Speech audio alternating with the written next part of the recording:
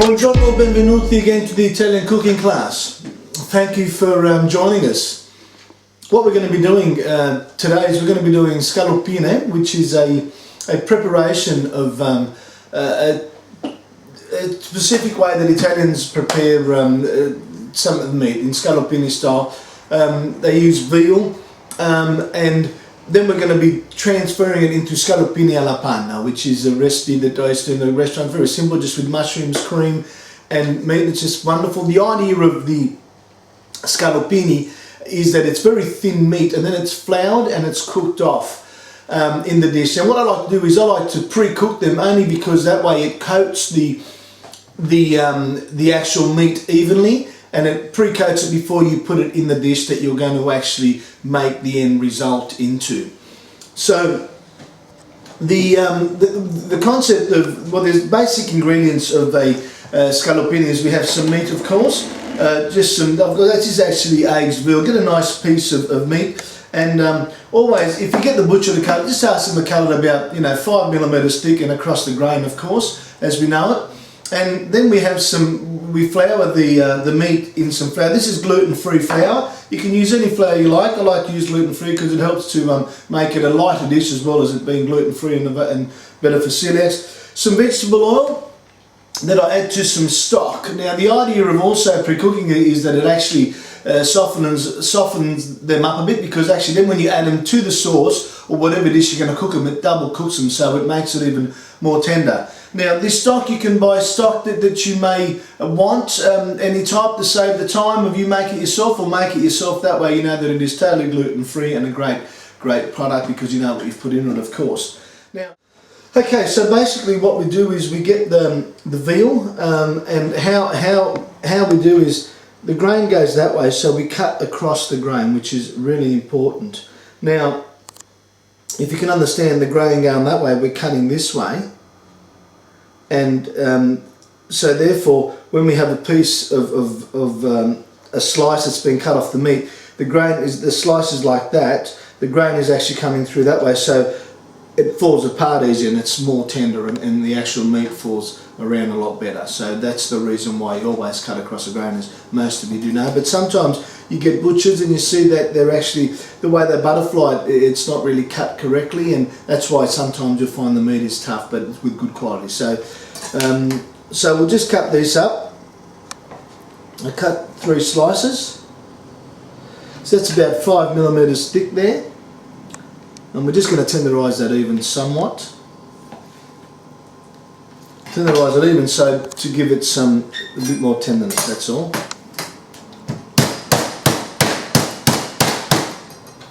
See closely how it's flattening out.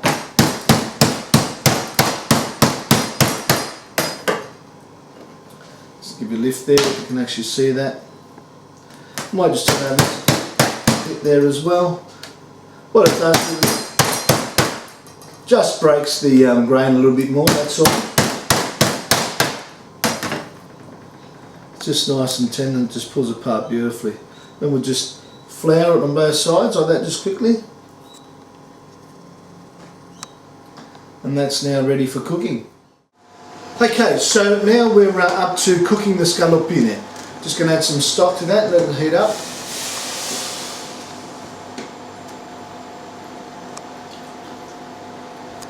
Now, also what I didn't mention before, folks, is that, I say use veal, we use veal, which we do, but you can use beef, you can use chicken, anything you like. You can even do it with fish if you're just gentle enough and cut it the right way. And also, ladies and gentlemen, recipes are only guidelines.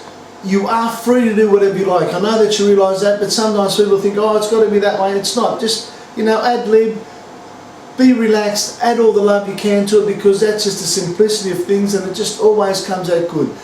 2 super duper ingredients that are essential is great quality ingredients and all the love that you can do it, because once you do that, you're connecting with your food simply, and you're just extracting all the flavours, and it really does make a big difference. The end result is just magical and happens on its own. Good ingredients and all the passion and love you can do with it. As an Italian, that's all we do. Things with love and passion. So, but also cooking the, just put some oil in there just to give it a bit more of a sizzle. bit of a flavour as well to the actual. It's only vegetable oil. You can use olive oil if you like.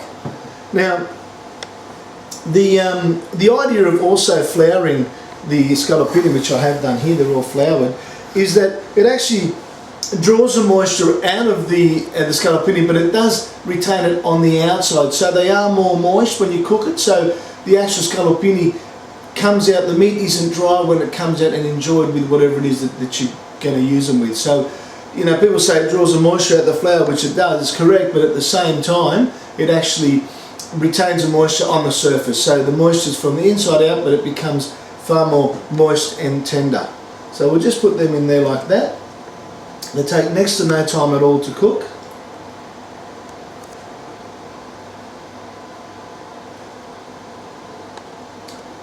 So generally some people do this also and they put it straight in the dish and it's going to cook, but I find that a lot of the flour sits in the dish that you add them to if you don't pre-cook them like this, and therefore then it gets a lot of flour again in the dish. So I like to cook it so any flour that falls off stays in here and it doesn't go into the actual dish, and it reduces the flour content in there, and just excuse me, the flour just sits on the coated meat itself. Let's get some tongs here.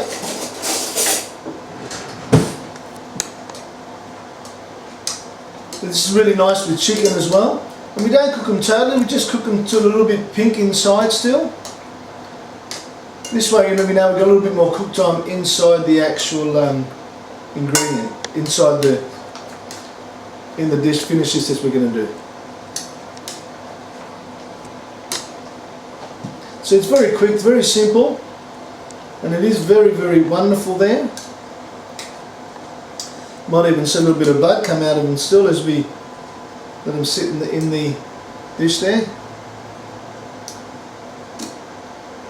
This has taken all of about 3 minutes to do. Okay, and that's it. Now we're going to, after we've cooked them, we're going to put them together in the scaloppine panna.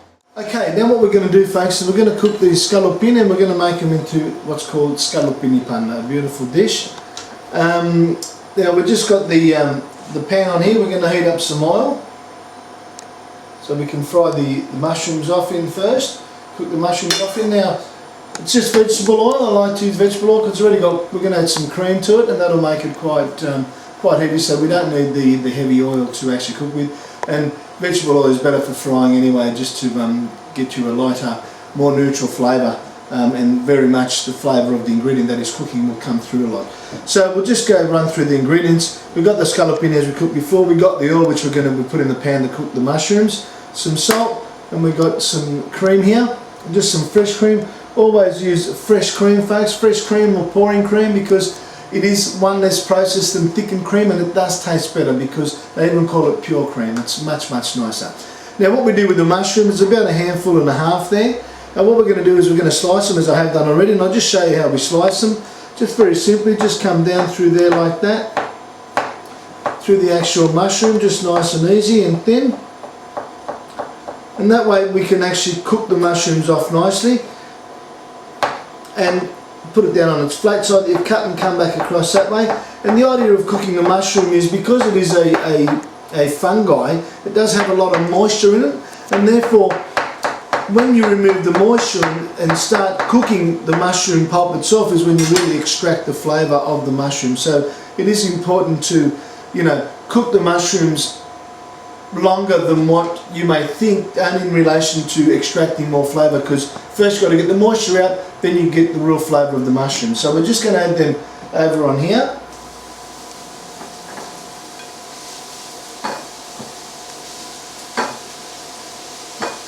They will reduce quite a lot because it's quite a bit down, there's quite a bit of meat there. They'll reduce though, and it'll be just the right amount. Just add a little bit of salt, we'll season them. Perfect. We'll give a little bit of a stir with the wooden spoon here, but we'll just let them sit there for a bit because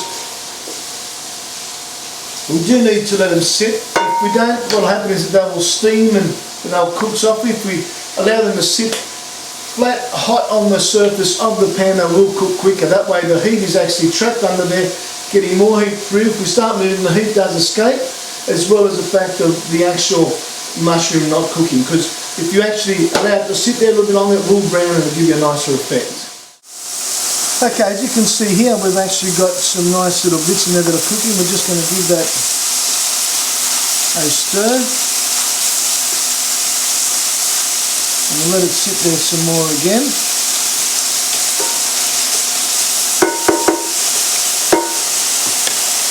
You can turn up the heat a bit more just to get more heat into that.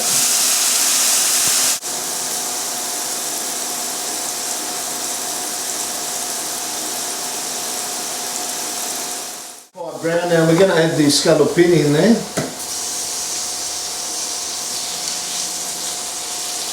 Now's the right time to do that.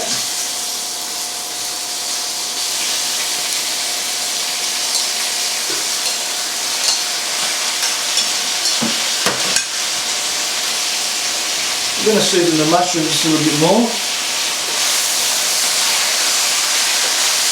There we go, you can really smell the mushrooms quite somewhat.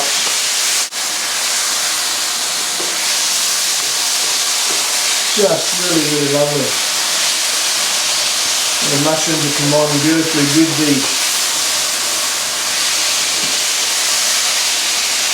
with the scaloppine.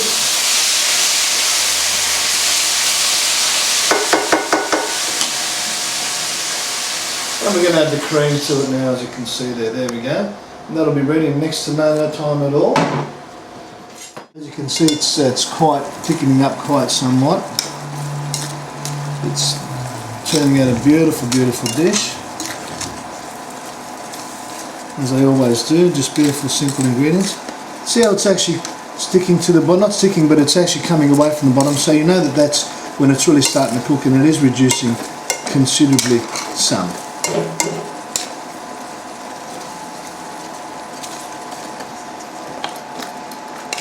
Flip that over, and that's pretty much cooked nicely. Otherwise, what will happen is it will split if you start cooking it too much, and it'll turn into oil. So we'll just bring this over here, and we'll serve this up here nicely. We'll place that beautifully on top there.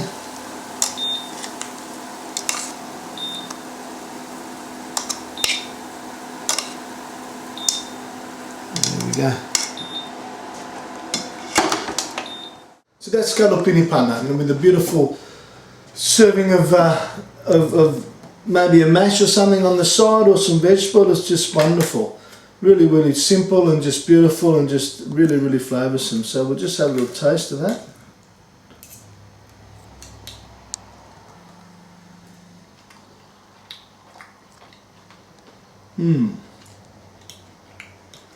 That is nice. Thank you very much. Buon appetito, arrivederci.